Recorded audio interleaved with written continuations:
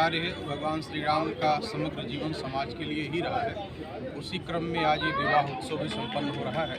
तो जितने लोग इसमें सहयोग कर रहे हैं, जिन समितियों ने इसको सहयोग करके राम कथा कराई, संपूर्ण कार्यक्रम कराया, उन सबको बहुत साधुवाद है। और एक संदेश है कि यदि भगवान ने आपको उस लायक बनाया है तो आप गरीबों की सेवा कर सकें, किसी का घर बसा सकें। तो राम कथा का फल यही है कि कम से कम एक परिवार इससे बस गया है।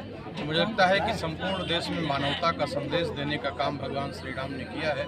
इससे पुनीत कार्य और दूसरा कोई नहीं हो सकता। किस तरीके से संदेश देना चाहते हैं सर, आप आए हैं इस दिल्ली की जनता को? देखिए, हम संदेश देना चाहते हैं कि सर्वे भवन्तु सुखिनः, सब लोग सुखी हों, आनंदित हों और अपने से ज़्यादा दूसरे का ध्यान रखें। भगवान श्री राम जिस प्रकार से अयोध्या से निकलकर गिरिजन पुरजन दीनहीन और मरीजों का साथ देते हैं, एक रामत्व की स्थापना हो कि अपने साथ साथ आप दूसरे के भी भला करने का विचार करें। और हमारे शास्त्रों ने इसी को धर्म कहा है कि अपने साथ आप दूसरे के कल्याण की भावना रखें। आपकी वजह से किसी के नेत्रों में आंसू ना आए, इसी को सनातन धर्म कहते हैं और यही राम की मर्यादा है। यही संदेश में सभी भक्तों को देना चाहते हैं। देखिए, 9 दिन तक रामकथा चली।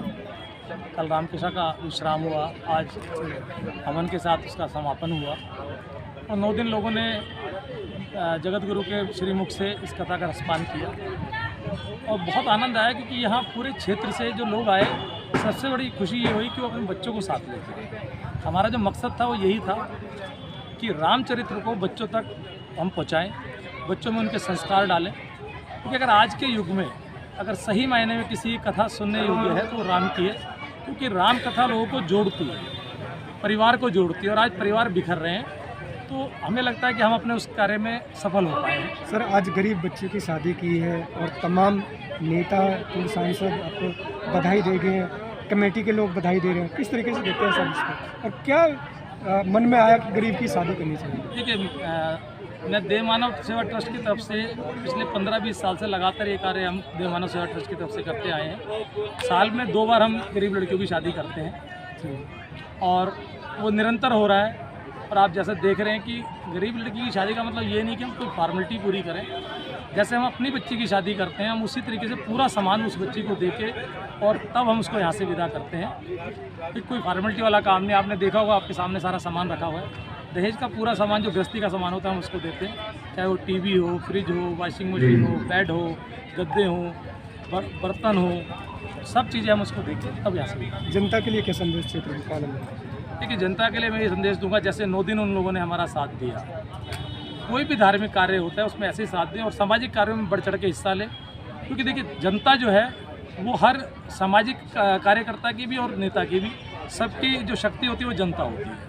और सामाजिक कार्यों में तो विशेषकर जनता का सहयोग जो है वो बहुत ज़रूरी है। कि हम सभी जानते हैं कि जो गुरुजी हैं वो अयोध्या से ही आए हैं और उन्होंने जैसे राम कथा सुनाई ना, तो जहाँ पर इमोशनल वाले सीन्स थे उसमें तो हमारे आंसू आते आते थे।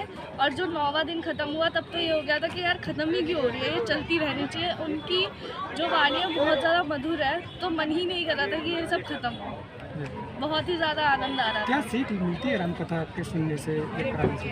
राम कथा जीवन का आधार है। अगर उनकी जो चौपाइयाँ अगर हम उसको अपने लाइफ में इम्प्लीमेंट कर दें तो बहुत अच्छे से हम अपनी ज़िंदगी जी सकते हैं। क्या कहेंगे, शादी समारोह जो हो रहा है अपने बीच में डोनेट किया?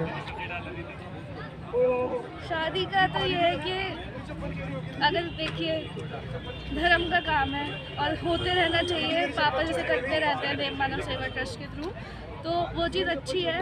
और बस ये है कि फेकनेस ख़त्म हो जाए। जैसे आजकल बहुत ज़्यादा हो रहा है कि कपल्स ऑलरेडी मैरिड होते हैं और वो फिर से डाल देते हैं शादी के लिए। वो चीज़ नहीं होनी चाहिए, क्योंकि फिर जो सच में नीडी है, जैसे अब ये लोग थे, ये लोग सच में नीडी है कि हाँ इनकी शादी नहीं हो पा रही थी क्योंकि पैसे नहीं थे इनके पास, फिर ऐसे लोग भी रह जाते हैं उन लोगों की वजह से।